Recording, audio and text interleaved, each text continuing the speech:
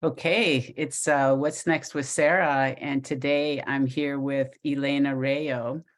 I'm really looking forward to our conversation today. I heard you on somebody else's podcast, James Van Prague and Kelly White, and I just appreciated so much your openness with your experience, and you clearly um, have a lot of unique experiences. Particularly, you went through an illness and then the death of your partner husband. Mhm. Um, and so I'm a death doula, and you talked about that you had a doula at the end of his life. And I just wonder if you'd be willing to speak to what that did for your process or how that affected you. Sure, Sarah. I was so grateful to have. There were actually two women who came in, one maybe a couple of months before my husband Saul passed, and the other one maybe a couple of weeks. And they both brought such a compassion to the whole process. Of course, hospice, they're very compassionate by nature and wonderful, but I loved the spiritual aspect that the doulas brought. And particularly the second doula, her name was Amanda, she really taught me things legally that I didn't know. I didn't know that legally we were allowed to have Saul's body and keep it with us and not have to call the coroner or the county. Yes. And that was really big information because it felt so important to honor that part of who he was and Mm, to really give him that ceremony. yeah. And that's what I felt was it's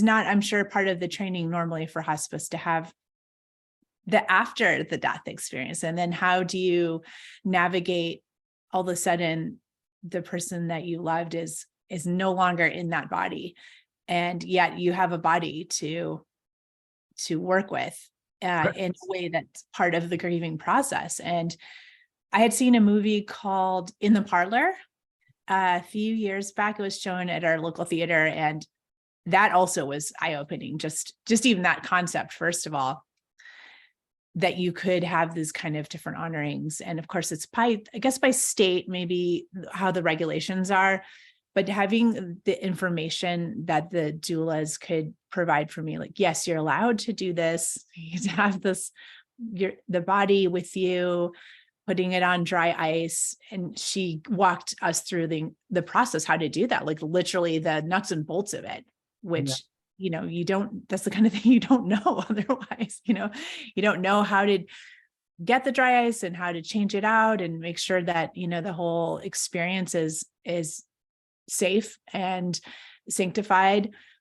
So that was really helpful. And she also told me that we're legally allowed to transport the body ourselves to the mortuary and not have to have it come picked up. So that was really good information too, because it allowed us to continue the ceremony where we had created a temple on our property for his body for people to come and view it if they wished. But basically we kind of created a wake. It was like a party in a way. We had all the things that he loved surrounding music and photographs of him, and people had written him letters, which he had all around his casket, and flowers and candles everywhere. And we had just created a very safe, sacred space for people to come and sit with the body, which I think that many people had never, ever had that experience before, Yeah. have it be on somebody's property, on someone's land, not in a, in a place where they normally have it, in a mortuary. So many people afterwards were saying, thank you for providing that model of an experience where we could really have a deep meditation and an honoring. Many people said they saw the body breathing, which I attributed to that the soul goes in and out of the body, they say up to 3 days, where it's still kind of making the transition.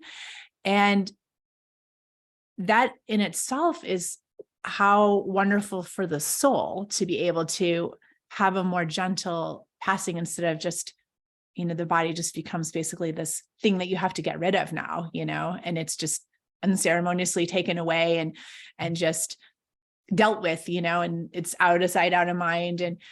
And I felt like for me and for my family, it was so much more healing and so much more sacred of an experience. And it was the death doulas that really brought all that knowledge to the experience for me. It wasn't readily available, let's just say.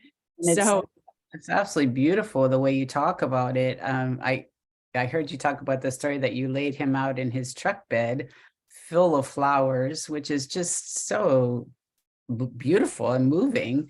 And this part of that you actually laid him out on your property for people to come is because after you cared for him in your home, all of a sudden that's a very abrupt separation. exactly.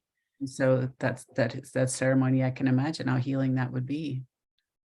I think in general, we really lack ceremony in our culture. And it's not just form and format, it's really, it really shifts the energy. It changes the experience that we can have of these really important liminal moments in our lives. And I really recommend it for anybody who's watching or listening to consider the power of that. It's reclaiming this aspect of ourselves that in so many cultures, obviously this is how it's done. I mean, in some cultures, the body is cremated quite quickly, but there's always the ceremony aspect of it and the direct touching of the body and washing it. We washed it specially. We had this special oil someone had made for us, wrapped him in this special clothing that we had made.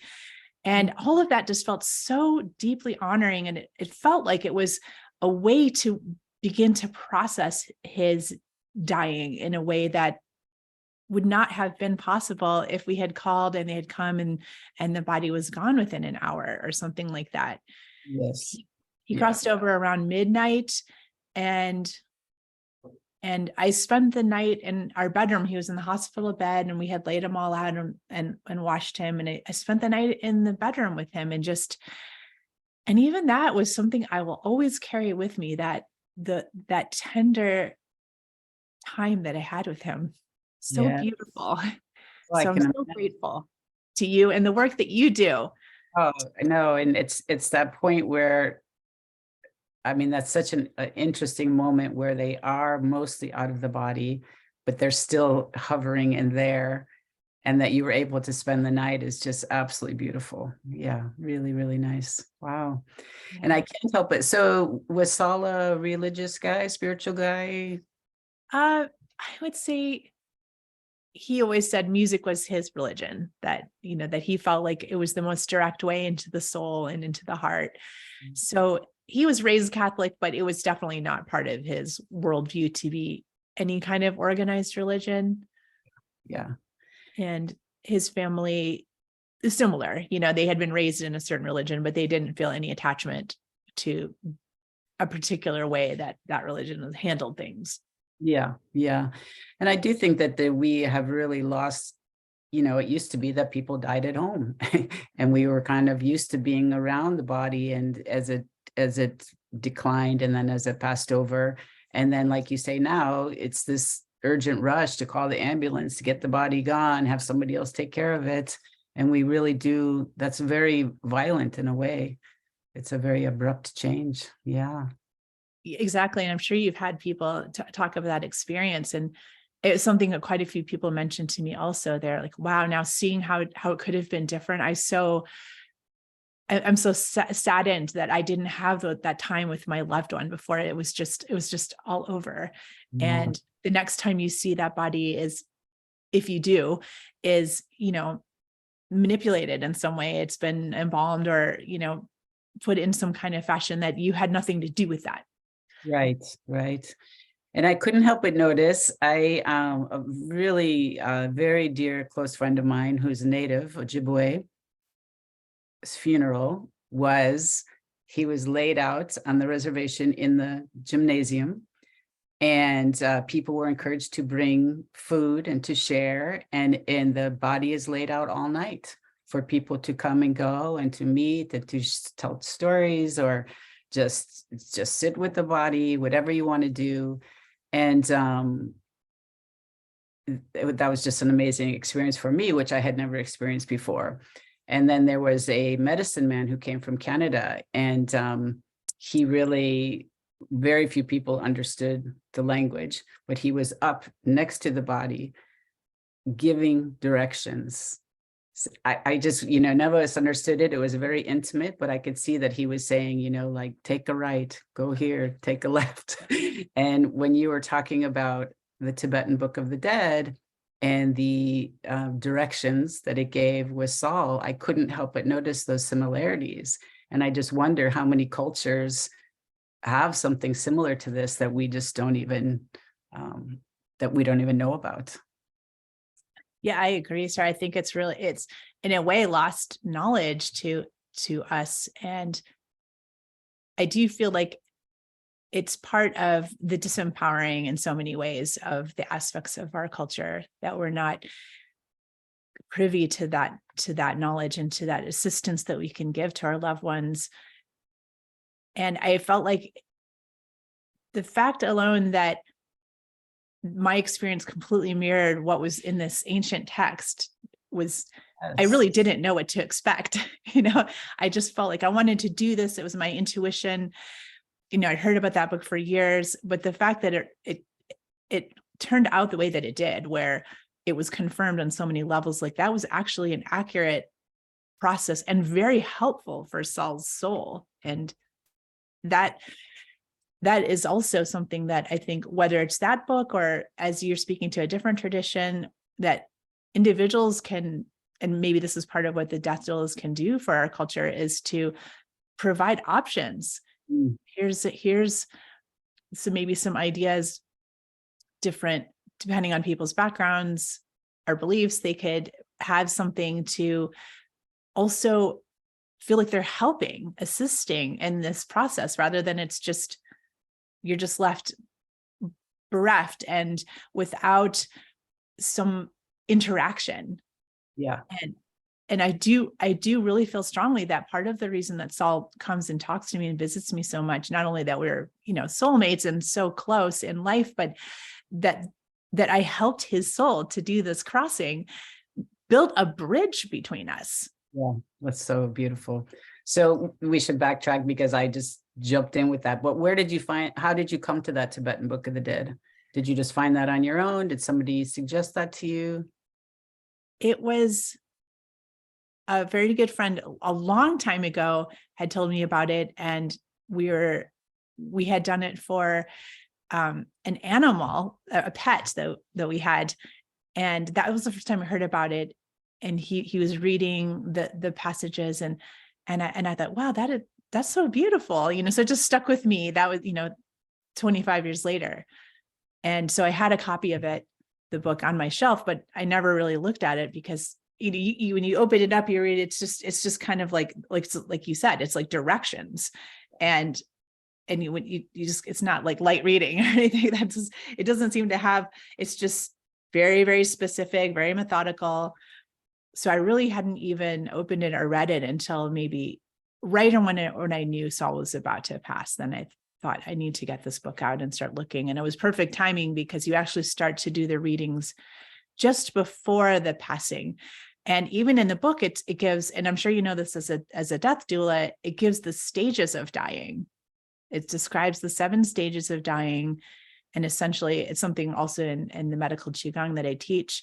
We talk about how that, essentially the body dies from the lower chakras and the lower organs, and then moves all the way up, and then moves all the way up.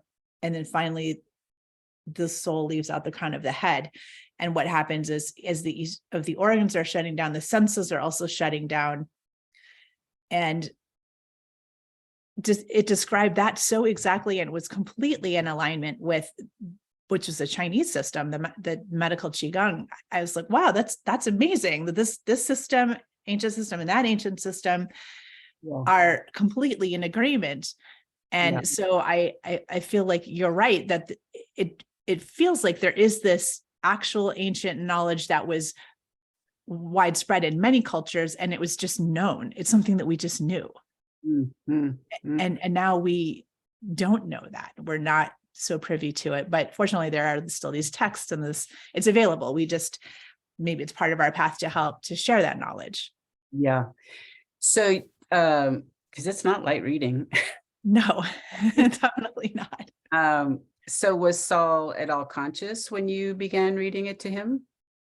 Well, conscious, I mean, he was in a coma. Yeah, for sure. I mean, but I do believe he could hear me. And they say that hearing is the last thing to go in terms of the senses.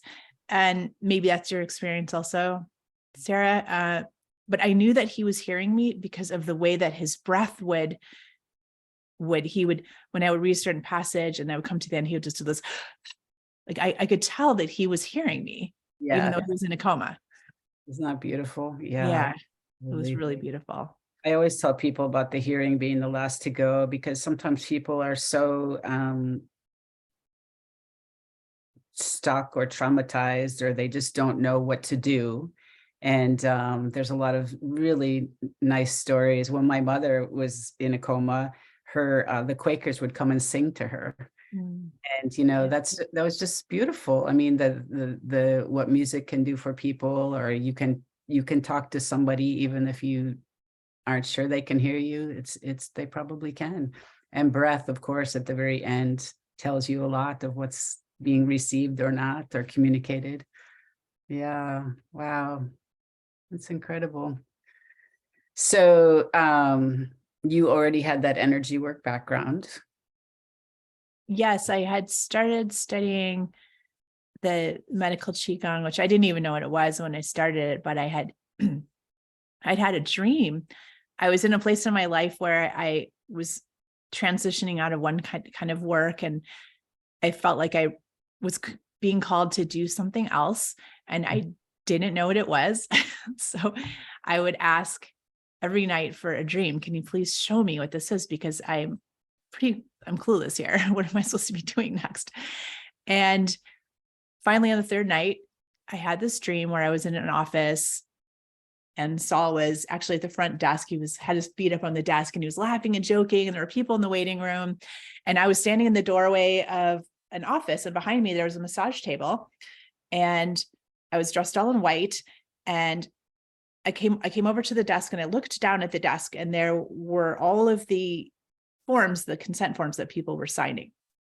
And at the very top, it says, I agree that Elena Rayo is not a medical doctor, but a medical Qi Gong practitioner. And then it went on to say, this is energy work, blah, blah, blah. And then had the person's name and signed on it. And then I had my next client come in the room, and she laid down on the massage table. It was a friend of mine in the dream. And I had my hands on her feet. And then I started getting all these downloads about her life and things that she needed, that things were not quite right in her body, what she needed to do to change things. And then I woke up, and I was like, wow, okay, thank you. That was a really specific, that was awesome. I didn't even know what medical Qigong was. So I went online and I looked it up, and I turned out, I found that a friend of mine, Linda, because she was teaching this. And so I started studying with her, and then eventually went on to the International College of Medical Qigong, which is now in Tennessee. And it was so great because after the first year of training, we had the clinic with the people coming in from the community. And that was the first thing I did, is to place the hands on the feet. And then it was just like in the dream. I just started getting all these downloads. And then when it came time to go out into the world and become a practitioner, we had the forms that were to download, and it was the exact forms that I had seen in my dream. The way that it was all laid out, I was like, wow, this is the power that is out there, the mysteries of the universe, the guidance that's available to us. I think if we're just really sincere and very open to listening. So that was the beginning of learning that practice, which is essentially not that different from Reiki, but it's medically based, and that you study anatomy, traditional Chinese medicine, you're learning the meridians and all the acupuncture points, and even herbs and all the things that you learn in TCM, you normally would be studying, saying, if you went to acupuncture school, is very similar, but instead of using needles, you're using the energy work. And so I did this practice for a while, and then I would also start to teach just the movements that I had learned in order to, because in order to be a practitioner, you have to have a very clean field, right? You don't want to have things that are going on inside your fields that are going to attract the energies of the people that you're working on. You probably know this as well as an energy worker. You need to have your own protection that's existing, because when you're opening those portals of working inside people's energy fields and you're pulling out stagnant energy and bringing in fresh chi to them, it can be very draining if you're using your own energy. You want to be hooked up. You want to be hooked up to the earth energy and the heaven energy. And then also having a clear practice where you're keeping yourself clean. You protect yourself before and you clean yourself afterwards. So I found that these practices, like a lot of other forms of Qi Gong, which is more the exercise aspect of it, where you do the movements, it's all related, really. The medical Qi Gong is more just working one-on-one as a practitioner on clients. But I loved that part so much because it totally changed my whole life and my way of being in the world, was to have learned these grounding practices. So I began to shift what I wanted to do for people into the teaching, because I feel like it's so empowering for people to have their own techniques, rather than coming to me and having me do it on them, but not really knowing, how to keep it up for themselves. I would give them prescriptions, but I really find that the classes and also the group energy that's created, where it's accessible to everybody there, that it's like an exponential field that becomes available, and everybody's practice is so much stronger when we're doing it together. Even if it's remotely, we're still doing it together. This is where my passion really has been taking me lately, because I just feel that, again, these ancient techniques that have maybe been lost or kept secret, they're now available to us. So much is coming to light in general, right, in the world. Yeah. And from this, I feel like it can benefit everyone. Yeah.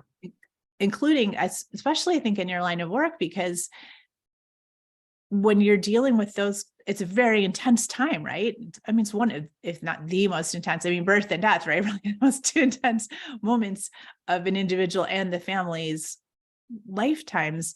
So it's so important to be very protected and able to have your heart open, and at the same time, you're not absorbing whatever it is, the fear or the grief. You're able to just be able to help others hold space. Yeah, it's really interesting. Well, first I want to take one step back and just remind everyone how you asked for a dream and you got that. And I'm a big dreamer, and I really believe in that connection and that guidance. So that's so beautiful that you did that. And then you got such a specific dream about what was next for you with Qi Gong. So that's fantastic. The idea of energy around the dying and the dying families is, it just becomes more and more subtle. And I find, of course, that it's crucial for us to be paying attention to our own energy and what is happening with our own energy, because as we know, your energy enters the room first before anything else. And so there's a lot of what my teacher would call out of control healers out there.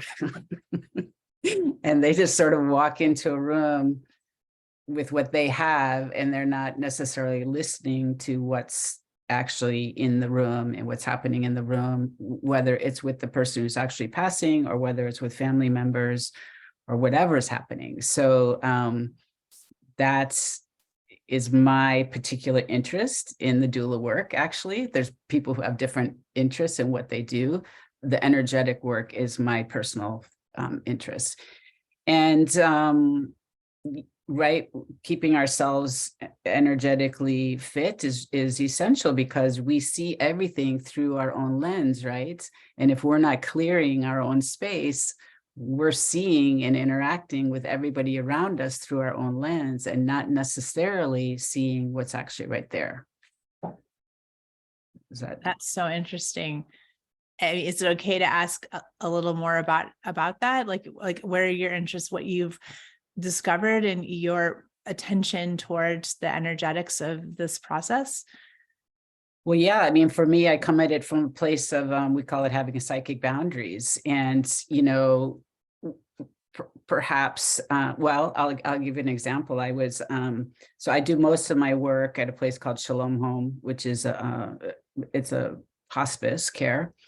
And I was telling one of my teachers, I said, I was sitting, there was a woman, she's clearly getting ready to go. I didn't really know her. I'm sitting in the chair. It was so hard for me to sit in that chair.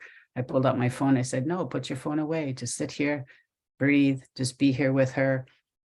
And the struggle of wanting to get out of that chair was really real. And then as I'm talking to my teacher, and we're like, whose energy was that? And I was like, oh, that's her brother, like, who I was talking to on the phone over and over again, but he was not really able to be in the room with her.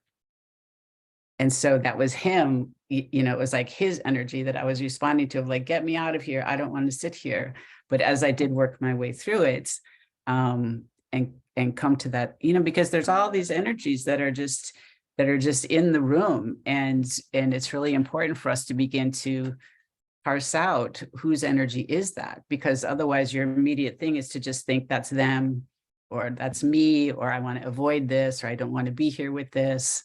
Is that helpful? Yeah, that's so fascinating, because, well, let me ask you this. How do you tell? Is it you ask yourself the question and you receive the answer, or how does it work for you? Well, it can be different. It can be different ways for me. Of course, what I'm trying to ask myself questions more and more. The first thing is to just acknowledge your own discomfort and just go, wow, I'm really having trouble sitting here. What else is in this room? And as you begin to look at that and feel that, and then you begin to get answers of what else is in that room. And sometimes it is our own fear. We are so uncomfortable with death, and we are so uncomfortable with pain that oftentimes, we just don't want to face that or deal with that. And it's really easy for us to project that onto somebody else, Yeah. Yeah. So it's fascinating.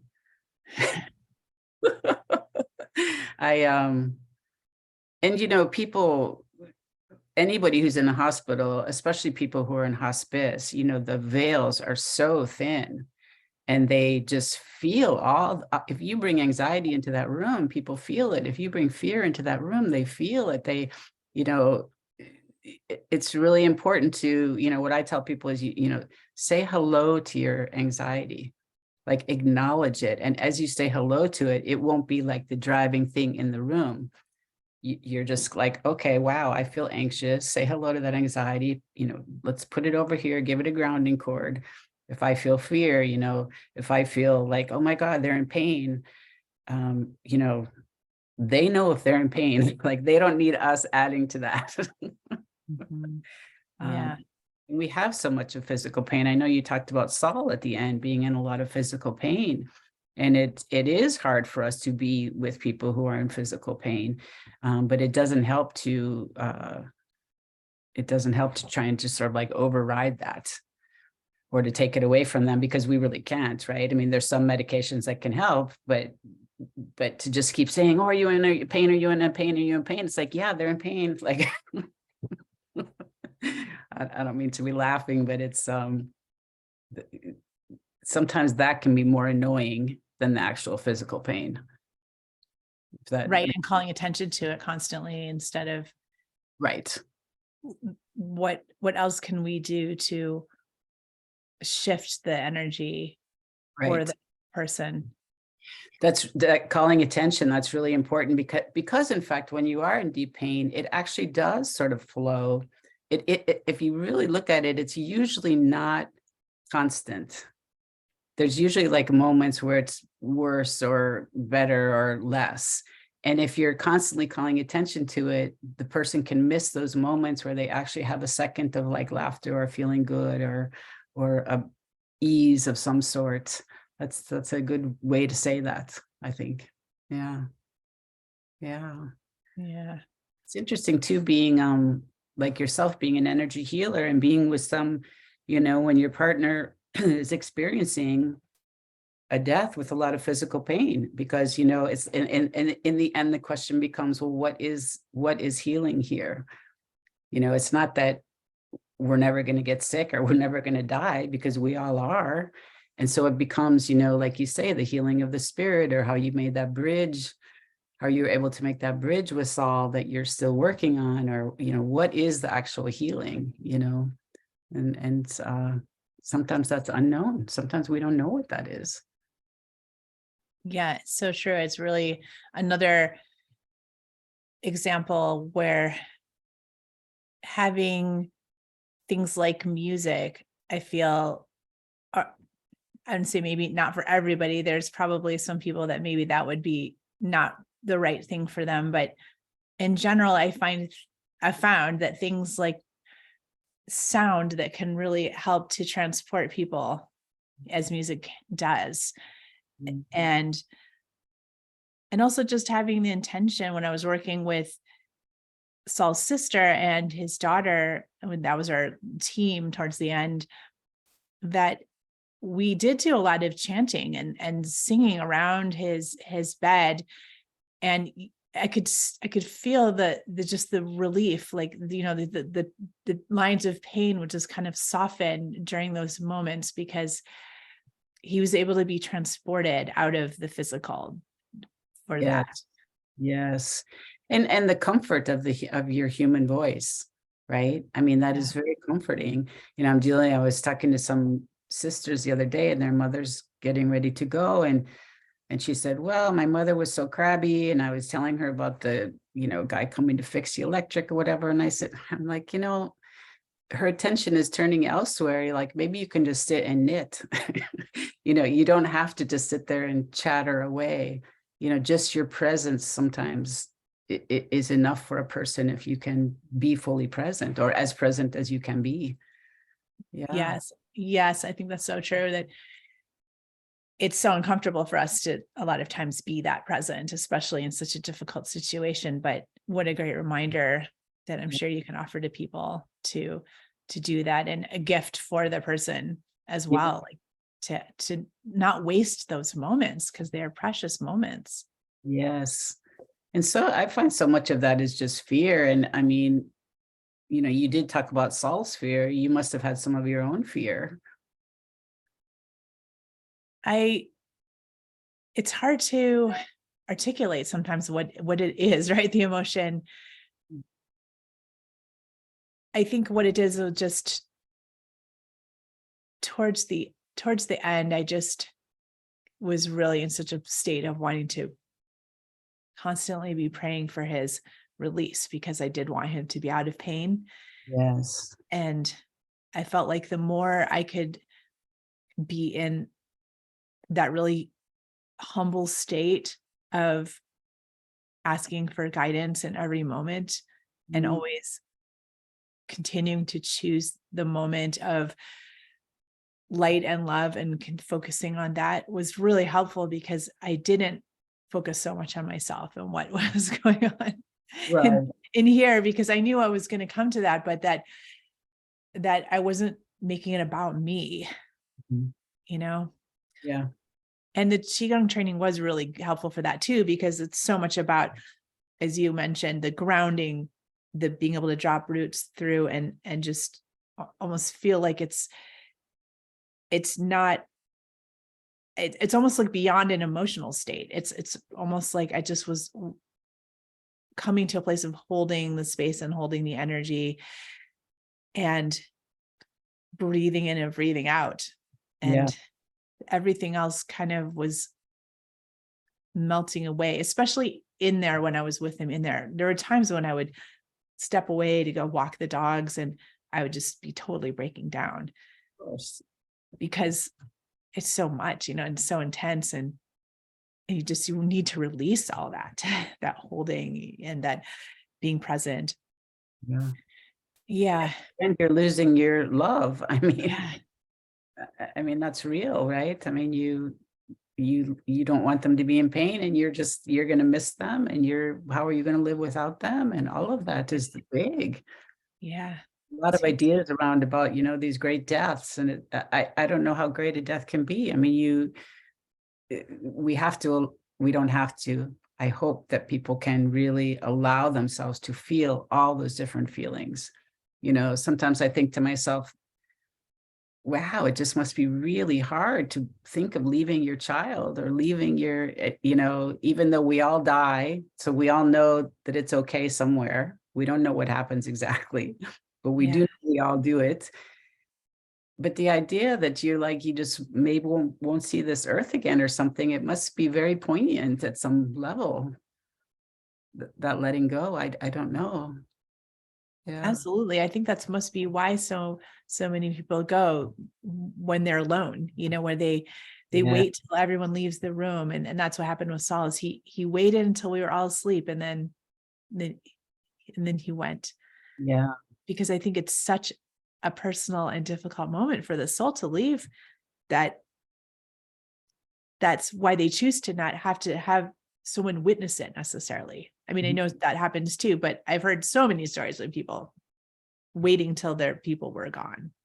Yes, and a lot of people, where I come from, a lot of people, like, they're afraid to go get a coffee because something might happen, and in fact, that's often the time when the person would leave, is when there's no family there. Yeah.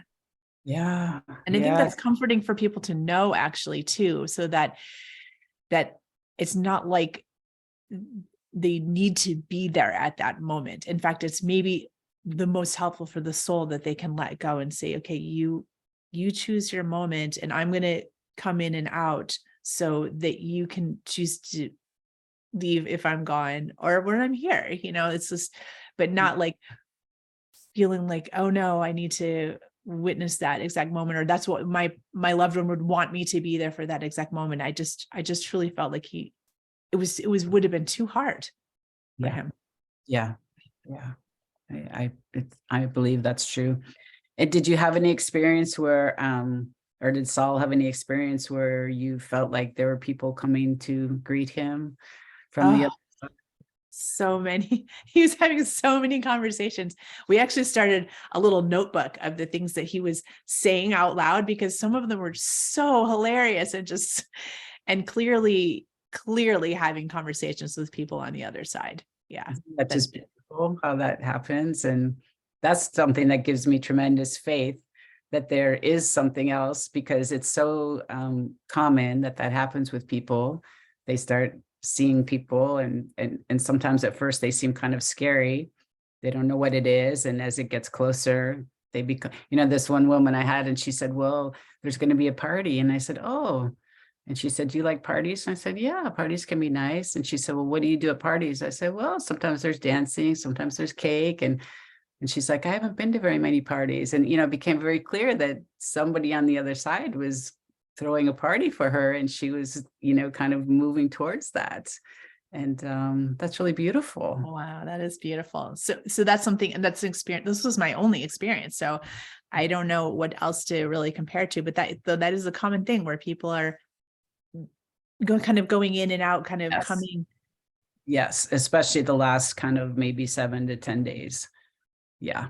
Or sometimes they'll just sort of start, their attention is just sort of drawn to the side, and you you hear little mumbling, they're communicating with somebody, you don't really know who it is. Or sometimes they're very specific. "Oh, there's my brother. Oh, there's so and so, or there's my dog," or there's this one woman I see, and these cats keep coming into her room at night.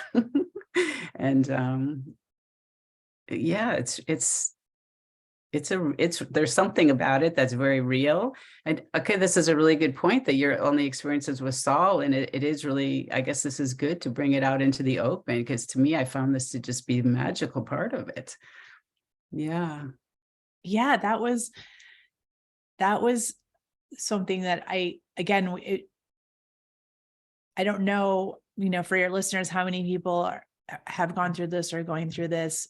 And it'd be interesting, to know, because none of the preparations that we had were really, to this level of like, here's some things that could happen, or here's something to enjoy in a way. Like it is like you said, it's magical. It's Yes. magical to have people interacting with another dimension, another experience, and still be here. And it just gives us also, like you said, faith that it's there. And I do feel like part of Saul's mission now being on the other side, and part of my mission being on this side, is to let people know that there is a bridge.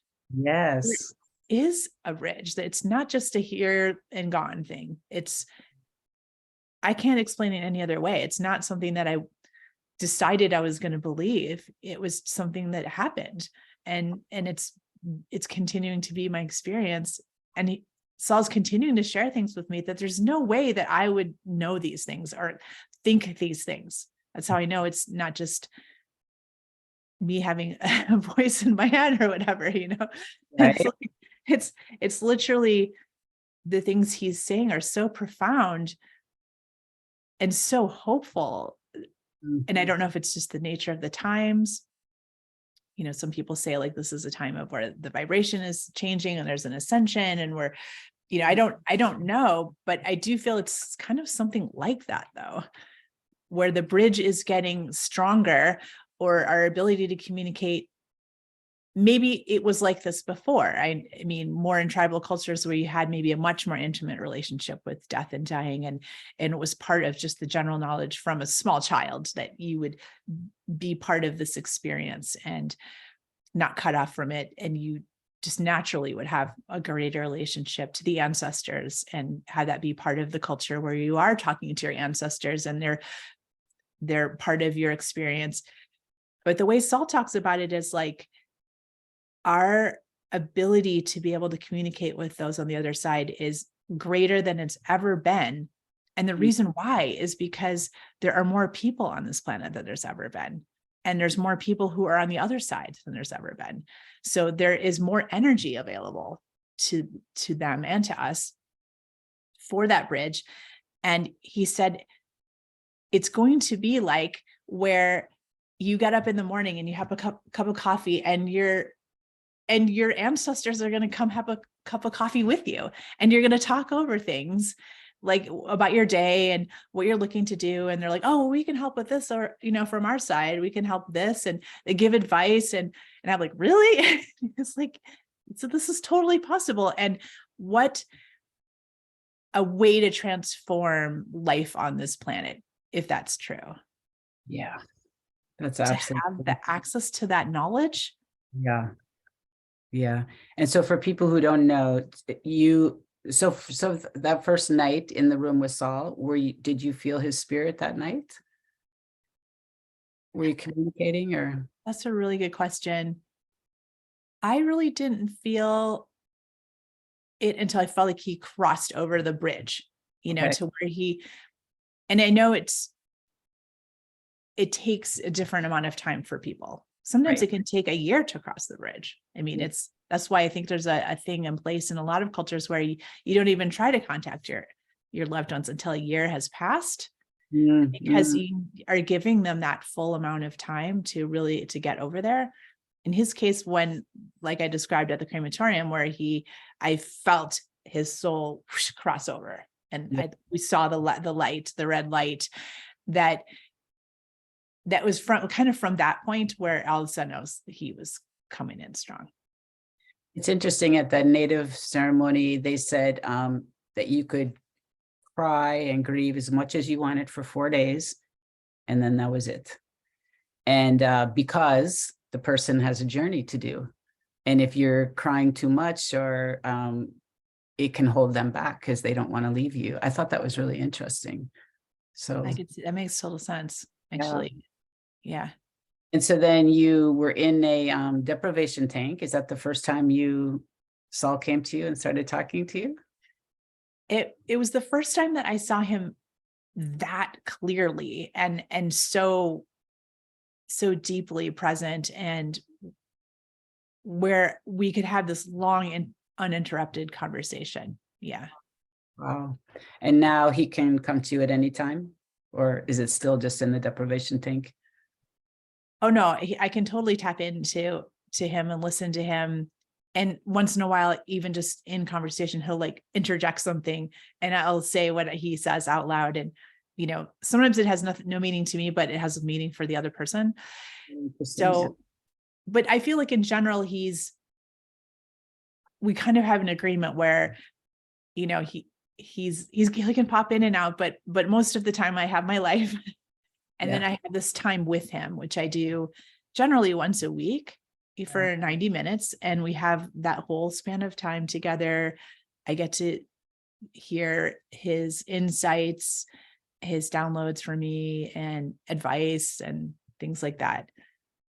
What And a that's good. rare relationship. It's really beautiful. Is it there? I don't know. I mean, maybe lots of people do this. I really don't know. I guess I don't either. I haven't heard. I've heard of people, you know, getting small access, but sitting down for an hour every week and really having an in-depth conversation. I haven't really heard that. I mean, okay, if other people out there, let's hear from you. Yeah, I'd love to know. I'd love to know if other people have an ongoing relationship, and you know, and I don't know if it will continue on indefinitely into the future. Yeah. But he sure has a lot of things to say right now. You know, he's a lot of things he wants me to share with other people Mhm. that he feels is actually crucial information for people's transformation. Mhm. And have So you thought about how you'll share that or? I'm super open to suggestion. I mean, Yeah. I feel like maybe even doing these interviews as part of it. Yeah. I mean, maybe it could be a book, or I don't know really, but as when I tell people the things that he said, they're like, wow, you gotta write that down, or, you know, you got to put that out there somehow, Yeah. because I can tell that the information is very empowering for people to hear it. Mhm. Mhm. For example, last week was on our anniversary, and you know, we had our date, and he was saying, I really want you to tell people this shadow, he says, there's this density of this planet Earth, and being the most dense planet in the universe, it's unique, and that's why it's so special to be in a body on planet Earth, because of the density of it. Like every other planet and dimension, it doesn't have the same density. So it can mean that life can feel very difficult and complicated, and, you know, and dense. And he said, but it's a tremendous gift to be human on Earth, because the power that we have as humans, we have free will. And the free will is that we get to make a choice in how we are going to be inside of this reality.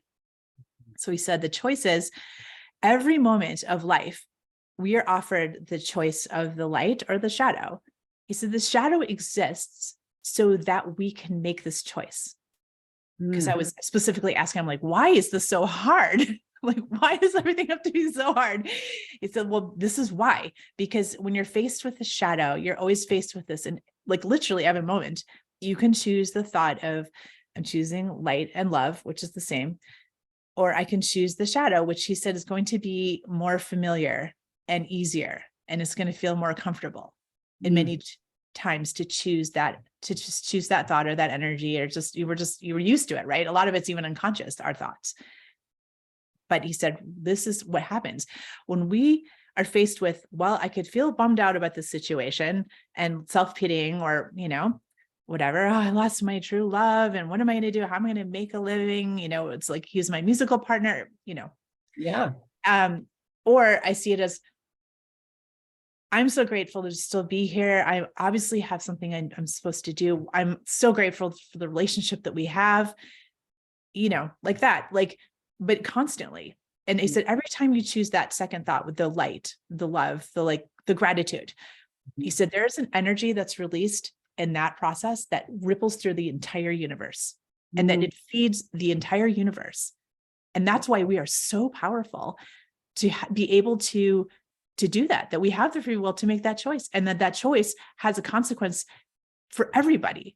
When we choose the shadow, it kind of feeds the shadow. And when we choose the light, it feeds all beings everywhere. And I was like, wow, like that, I've never heard anybody say anything like that. I mean, that's what I know it's not my own brain, because my brain did not come up with that. I'm like, wow, this is great. And he said, and I'll tell you something else. The shadow wants us to feel that reality is like this. And he kind of shows me the screen of this gray man in this gray suit trudging along this gray city street with no trees and these gray buildings, just trudging along, going to work, and just, the grind, right? He said, they want you to think that this is what reality is. But reality is like this. And then he just kind of blasts that open and shows this technicolor kaleidoscope of possibilities and all the energies of people in love and our free will to choose and be creative and the possibilities of the human mind and the human heart. And it's just like this magical, it's like a fantasia, right, of the mind. And it's like, this is really the true nature of reality.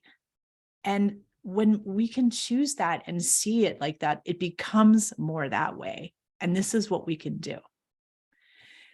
And I was like, wow. Okay. And he said, and that, Elena, that is what enlightenment really is. Enlightenment is choosing the light in every moment, whether it's a thought, an action, a deed, a word, whatever it is, you're always choosing that. And that's enlightenment. I'm like, that is the best definition of enlightenment I've ever heard. Like, wow, that makes complete sense. Yeah, it is a very good one. And the idea that we are, I've heard in a different way that's out there, everything's really easy, and we actually incarnate into these bodies so that we have the kind of push me, pull me, as you say, to make choice or to understand conflict or to understand sort of a boundaries almost, and I think that's not going along with what you're saying. It's an interesting concept that that without that sort of something to push against, we're just, we just have everything we want and life would be easy, right? So we grow, that's how we grow is by having to make those choices. Those choices help us grow. Those choices help us expand our world. They help us understand more. And that idea that anytime you show courage or you say, choose the light, it ripples through everything for everyone. And people that we don't even know, sometimes they see you make that choice and it can just completely change their lives. And we're not even aware of that. Exactly. Just you sharing your story, if you just think what that's going to do for people who this is all brand new information for them, that could just like open up a whole world for somebody. I hope so. I hope so. Yeah, I think it's your openness shows some courage, and it's also very exciting because you had such a direct experience. It's really beautiful that you share it. Yeah. Yeah. Well, I look forward to hearing more from you and Saul. Thanks, Sarah. Thank you so much. It's really something, and it's just the way to hear you talk about the ceremony of that funeral and the intimacy of that and the way you share that. It really is lovely, and to think that you were able to do that on your own property, and so that must be nice to be able to have those memories as well. It really helped a lot. It really did, because it felt like it was such an honoring. Such a deep and loving honoring, that who wouldn't want that, for themselves. Yeah. To be loved and honored and in that way. Yeah. And I think of that native ceremony and what a profound effect it had on me. And then I'm also thinking that these two sisters I'm recently talking to, whose mother is going, and they were talking about sitting Shiva. I don't know if you're familiar with that. Jewish people would sit Shiva, and they were like, well, it used to be for a week, and now it's only one night. And as you're talking about that ceremony, it's like, yeah, what are we doing? That, those ceremonies had a purpose. And that purpose was allowing that sort of time to grieve and to be with the body or to be with each other, or like, why are we in a rush to take all that away? I don't know. Yeah. Yeah.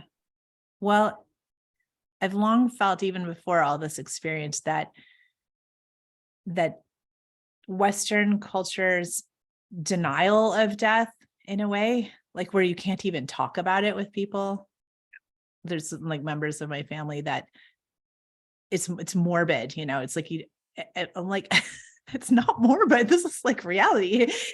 That the effect that it has of creating a fear of death because of the denial of it is so disempowering to us.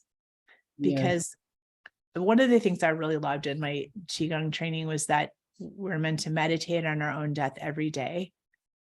And not only is that creating, I think, the pathway for when it happens, for it to be a smooth or a good death, right? But also that it gives us the power to make different decisions in our lives, knowing that our time is finite.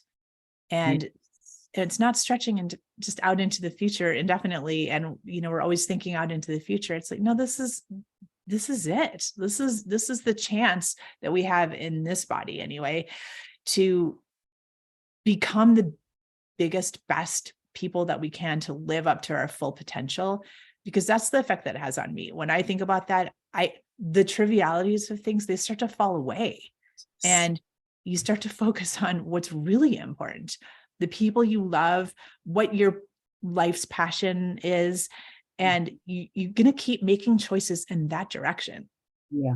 So, not like I'm saying there's necessarily an evil empire agenda or anything like that, but I do feel that whether it's deliberate or not, the effect of the lack of consciousness, dialogue, and experience of death is to keep us focused on the trivialities and less on the big potential of who we can really be as individuals and as humans, as a species, and caring for the whole planet and beyond.